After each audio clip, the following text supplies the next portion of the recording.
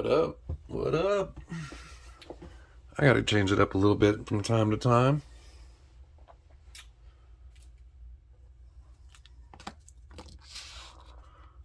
So, we got some Chaves. We got a normal full size 229 with the Skull Crusher from the man with the plan. So, it's a rendition 229 drop point blackout. Nothing really to see here. So it's a normal plain Chaves box.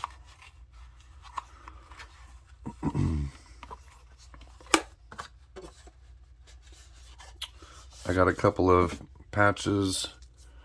I did have a Hank. I'm mad at myself for letting it go. I'm going to get another one.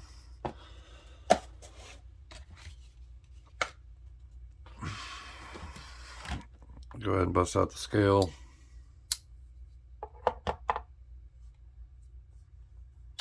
This is not a small knife. These scales are not milled out, but it is part of the appeal on these.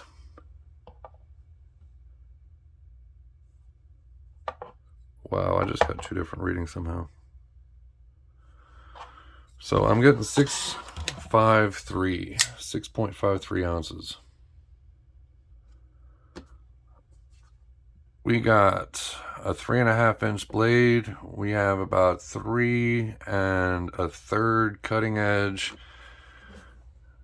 Handle size is 4.5. With the Skull Crusher, it's 4 3/4. It's approaching 5.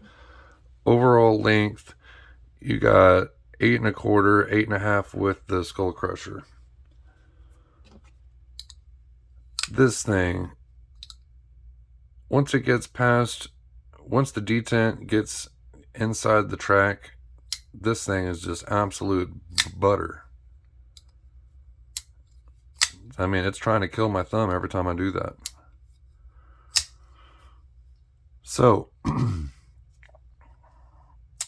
I've had several of these, and I am pissed at myself for letting one or two of them out of my grasp.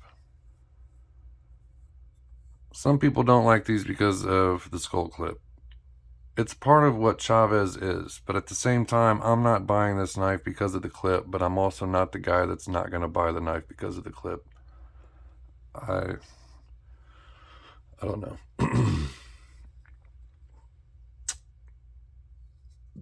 It is M390. I think I've said that. This one is Blackout. Does have the Sean Campbell Skull Crusher. So action is just butter smooth.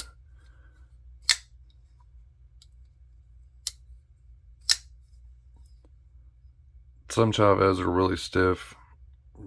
I mean, for me, once I take it apart, clean it and lube it like I do, usually that makes a big difference in and of itself. And simply just playing with the damn knife breaks it in. It's crazy on all these Facebook groups that people crying and complaining about buying a new knife and it being super stiff. Now, don't get me wrong. If it's stiff enough where you're having trouble even just deploying the blade, I get that. I get that point, but always just clean it and lube it. Maybe they slightly over tightened the pivot before they shipped it out. I mean, anyway, I love these things. It is a beast. It's a tank of a knife without it being really massive, gigantic everywhere. If the scales were milled out like a lot of the newer other stuff is to help trim down 1 or 2 ounces of weight, I think this thing would be even higher up on other people's lists. It's very straightforward. There's no bells and whistles here. There's no big hump. There's no humps in the handle. There's no humps on the blade. You just have a good old-fashioned straight up handle and a great blade.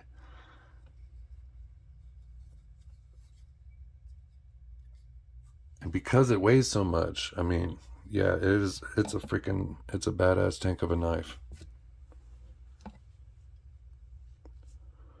So we went over the specs. I pretty much said what I think of the action. The thing is freaking butter smooth. Once I cleaned it and lubed it, I love it. It is drop shut. Ergos, I mean, it feels pretty damn good to me. It fills my hand up. There's no hot spots anywhere. I mean, you can tell there's some weight to it. But at the same time, that's a good thing. Not everything has to be small, lightweight, and, be made to carry in swim trunks. This is a freaking worker. I really like Chaves. I mean, I've become a big fan.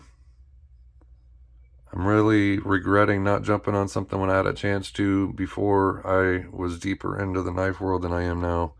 Because I had a chance at 2 Chaves on eBay, and comparing them to now prices, they would have been steals. And we're not talking about years ago stuff. We're talking about just 6 months ago. Because one of them would have probably been one of my all-time favorite knives I've ever had, and I'd still have it.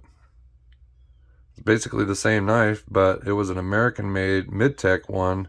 It was all blacked out, but it had purple thumb studs, pivot, backspacer, clip. It was dope.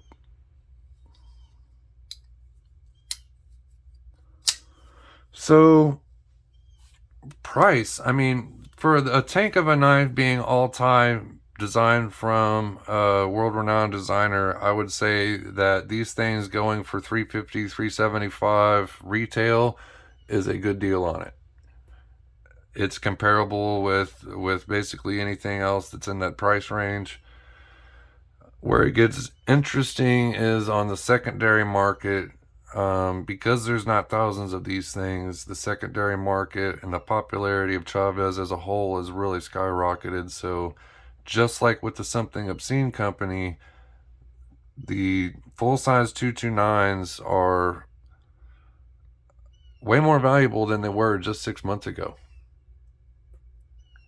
And my stupid self, I was about to just literally just cuss myself out, but I had 6 229s and I've let them all go.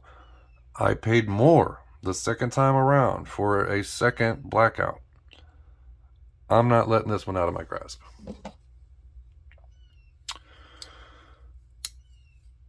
So to me, yes, price and value, totally worth it. Unless you're talking about damn near double on eBay. I think somewhere in the middle is 100% completely fair. And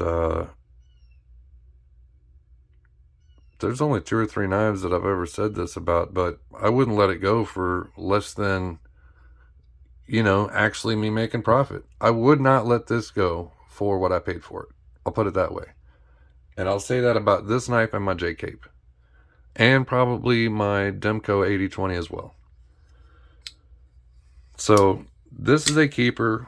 The value has gone up. I like it enough that this is my 6th one to get. I'm just the dumbass to let him go. So this is a keeper. Action's good. Ergo's good.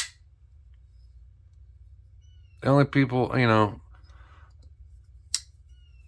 with the skull clip, with the skull crusher and pointing out where this clip is, that'll show you how much is sticking out of your pocket.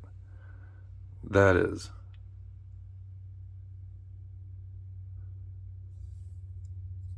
But I love this thing. Chaves 229. Flatline blades.